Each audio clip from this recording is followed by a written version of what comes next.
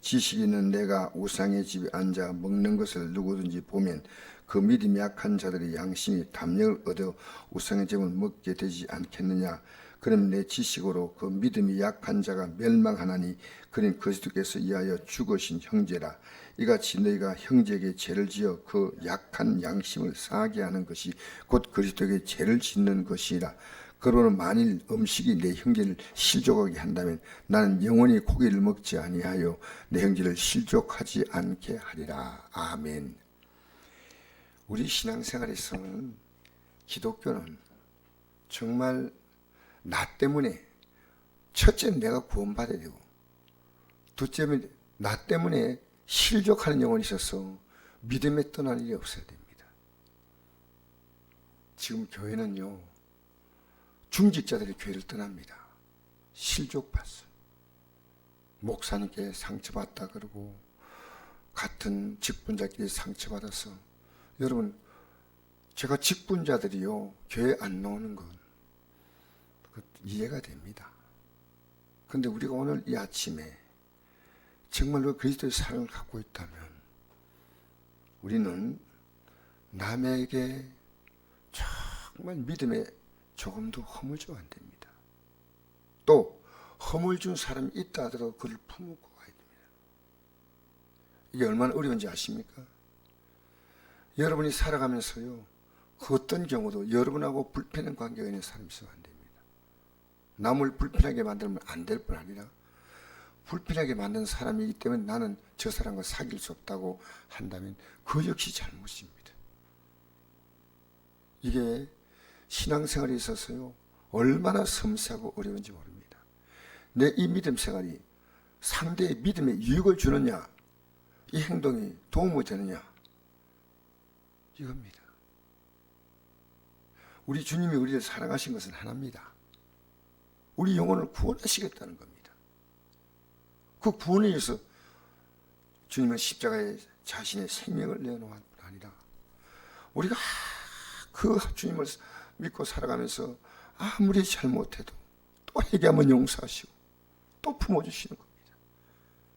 여러분, 십자가의 길이 복음만 전하는 게 십자가의 길이 아닙니다. 이 말씀으로 살아가는 자체가 십자가의 길이에요. 내 가정에서, 내 교회 안에서,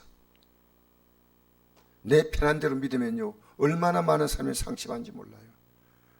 내 행동을 정말 조심하셔야 돼요.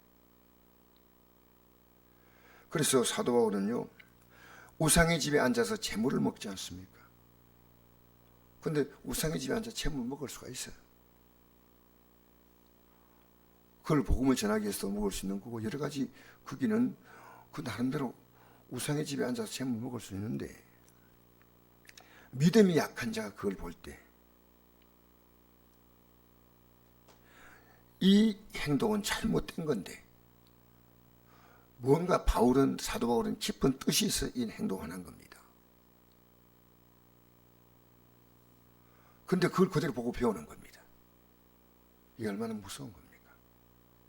사도 바울은 우상의 집에 재물을 먹는 우상의 집에서 복음을 전하기 위한 그 많은 복잡한 얘기를 하지 않고 우상의 집에 앉아 있으니까 저렇게 행동했다는 겁니다. 믿음이 약한 자가 그걸 보고 배운다는 겁니다. 얼마나 무서운 겁니까? 그래서 나는 복음을 위해서 행동했는데 정말 이것은 깊이 이해하면 절대 그런 뜻이 아니지만 단순하게 깊이 보지 않습니다. 그러면 믿음이 없는 형제가 멸망하는 겁니다. 그리스도께서 이하여 죽으신 형제라. 이같이 너희가 형제에게 죄를 지어 그 약한 양심을 사게 하는 것이 곧 그리스도의 죄를 짓는 것이다. 그러므로 만일 음식이 내 형제를 실족하게 한다면 나는 영원히 고기를 먹지 아니하여 내 형제를 실족하지 않게 하리라. 우리의 지금 행동이요, 여기 정말 지도자들이 앉아 있는데 여러분들 다 지도자로 생각합니다. 이 새벽에 나오는 것들은 믿음이 있기 때문에 나오는 겁니다. 여러분, 내 말 한마디가 얼마나 큰 영향을 준지 아십니까? 내 행동 하나가 얼마나 큰 영향을 준지 아십니까? 우리가요, 믿음이 연약한 자를 안심시키는 거예요. 그래서 우리는 이 땅에 살면서 구원의 믿음을 확실히 갖고 있는 사람입니다. 내 주위에 있는 사람을 이 구원의 믿음으로 이끌려고 내 초미의 관심을 여기에 두는 겁니다. 그래서 여러분, 우리는 반드시 믿음의 유익을 줘야 됩니다. 이게 믿음의 유익을 주느냐 유익을 주지 않느냐, 이게 중요한 겁니다.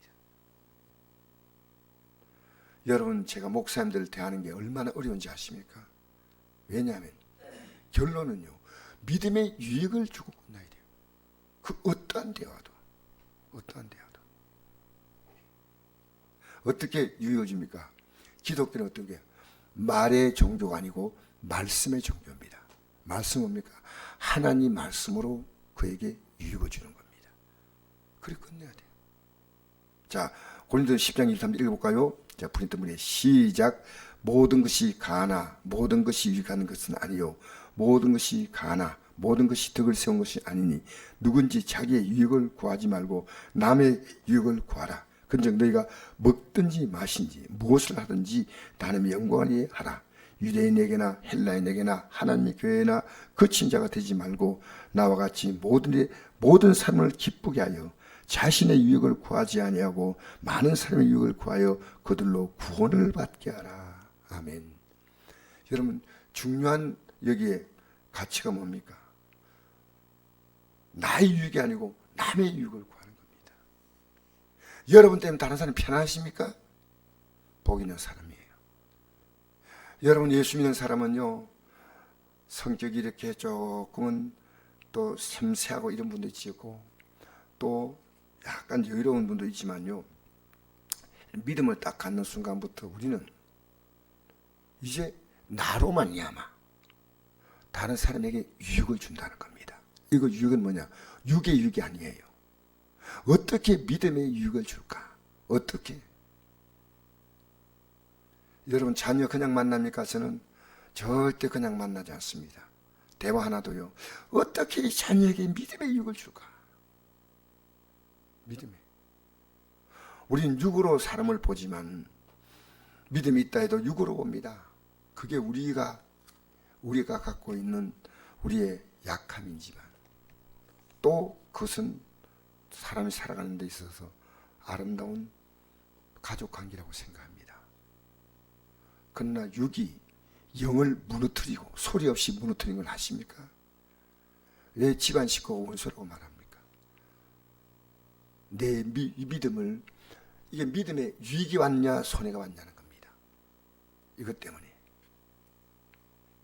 우리는 면밀하게 검토해야 됩니다. 나의 믿음의 유익이 왔고 그의 믿음의 유익이 왔다는 겁니다. 첫째, 우리는 누구의 믿음입니까?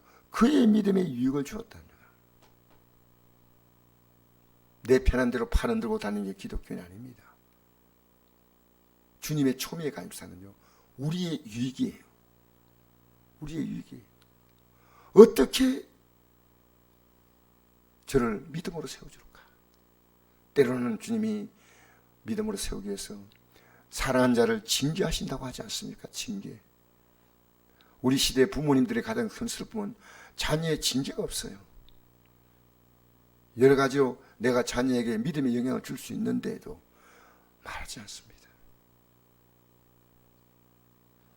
여러분, 하루를 지나고 나면요, 하루 동안에 많은 일들이요, 나를 돌아보게 하는 거예요. 내가 이렇게 믿으면 되겠나? 그리고 또 하나는 나를 고쳐야 되고 남을 방치하면 안 됩니다. 말할 수 있는 말해야 되지만 그렇지 않으면 나는 그를 위해 기도해 줘야 됩니다. 그래서 남의 유익을 구한다. 이건 이 세상에 통하지 않는다는 겁니다. 기독교가 왜 대단한지 아십니까? 참된 그리스도인이 있으면요, 그 곁에 있으면 편안합니다. 편합니다. 그의 삶에는 보이지 않게 하나님의 사랑의 향기가 흘러나옵니다. 성경에 이런 말씀이죠. 요한복음 7장 39절에 37절에 39절에 보니까 예수님께서 명절 끝날에 큰 소리를 외쳐서 말씀하십니다.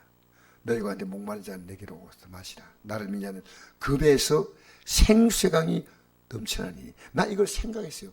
도대체 생수강이 뭘까? 이런 그들이 받을 성령을 가리켜 말씀하신 것이거든요. 그럼 생수강이 답이 나옵니다.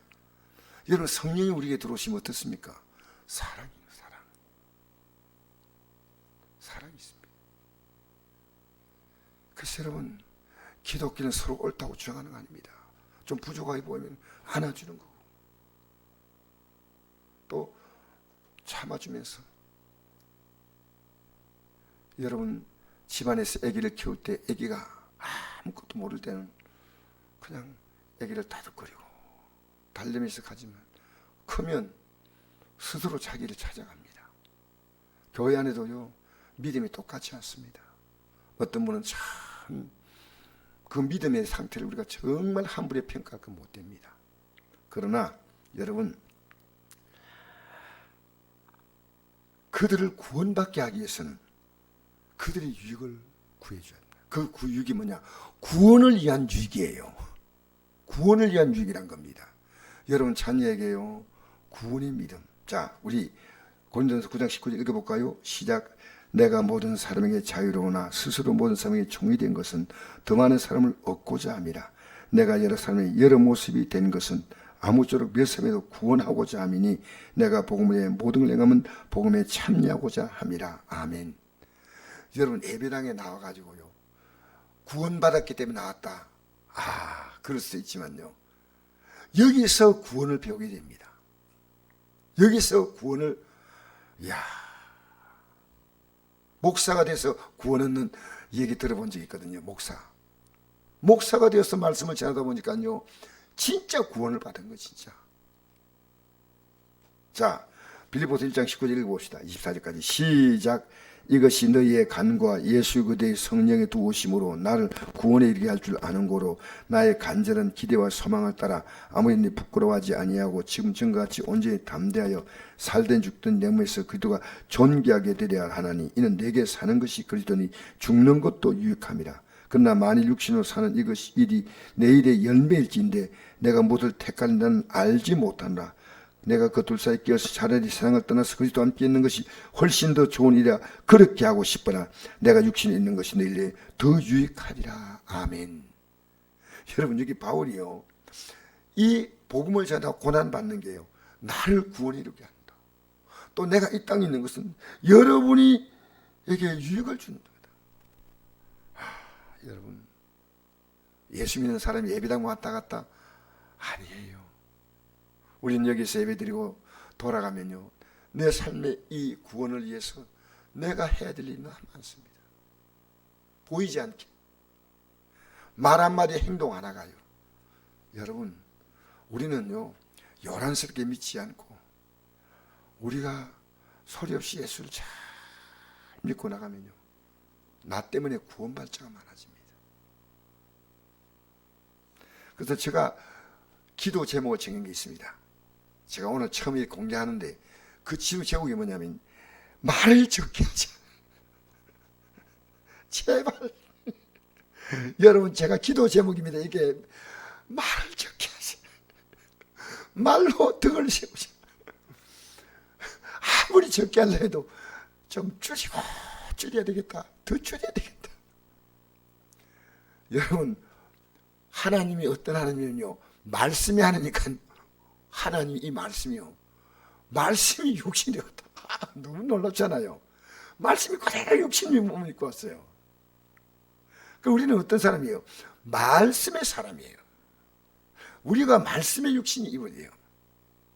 그래서 제가 성경에 이런 말씀 있잖아요. 잠언서 25장 11절 보니까 경우에 합당한 말은 아로새긴 언쟁반에, 잘 몰라요. 경우에 합당한 말은 아로새긴 언쟁반에 검사가라 그랬습니다. 검사가. 여러분, 어떤 사람도요, 말이 품격이에요. 말이. 예. 여러분, 점점요, 내 품격이 올라가는 건 보나 안 보나 말이에요. 그러니까 뭐 우리 함부로 판단하면 또 안 되죠. 그러나 우리는 지금 여러분도 저도 이 믿음 안에 자라가고 있는 겁니다. 사실은 끊임없이 믿음 안에서 자라가고 있습니다. 우리 한번 읽어볼까요? 전도서 5장 2절 3절 시작. 너는 하나님 앞에서 함부로 입을 열지 말며 급한 마음으로 말을 내지 말라. 하나님은 한데 계시고 너는 땅에 있습니다. 그런즉 마땅히 말을 적게 할 것이라. 아멘. 이 말은 모든 말을 다 적게 하는 그 뜻이 아니에요. 여러분, 우리가 정말 해야 될 말 해줘야 됩니다. 어떤 말이냐면요, 격려해주고 위로해주고 칭찬해주고 인정해주고 이 말 하십시오. 이거는 많이 할수록 좋습니다. 그러나 그 과잉이 안 돼요. 과잉하면 안 돼요. 과잉하면 안 되고 적당하게 격려해주고 위로해주고 칭찬해주고 또 복음을 주는 겁니다. 아멘. 그래서 우리는요, 이 땅에 정욕대로 말하면 안 돼요. 정말 유기원한 대로 말하면 돼. 이걸 못 박아야 돼. 못 박아야 돼. 그리고 사랑하고 용서하고 이해하고 부족하지만 또 품어주고. 형제가 내가 죄를 범했으면 몇 번은 용서하리까? 7번까지 하오리까? 다 대단합니다. 베드로의 고백은, 오늘 칭찬은 내가 도맡아서 받았다. 7번. 7번이 아니라 70번씩 7번도 또 용서해 줘야 돼요. 할렐루야. 여러분 살아가면서 여러분 때문에 다른 사람이 행복해지면요, 그게 내 보람이에요. 예수님 때문에 우리가 구원받잖아요. 그게 복음이에요. 여러분 때문에요, 우리 교회는 내가 새로운 믿음의 삶을 만들어 보겠다. 제가 요즘에 이래요. 하나님께서 이 말씀을 따라 제가 새롭게 저를 다듬어 가라는 자꾸만 하나님이 요청을 하시는 것 같아요. 내가 하고 싶은 대로 교회 봉사도요, 아름답게 할 때 참 아름답습니다. 지나치면 안 돼요. 모든 게 다 하나님께서 기뻐하신다. 어떻게 하면 하나님 기뻐하실까? 이 말이 하나님이 기쁨이 될까? 저 성도의 믿음이 유익이 될까? 이렇게 생각하면서 우리는 조금씩이라도 믿음의 진보를 하시기를 주 이름으로 축복합니다.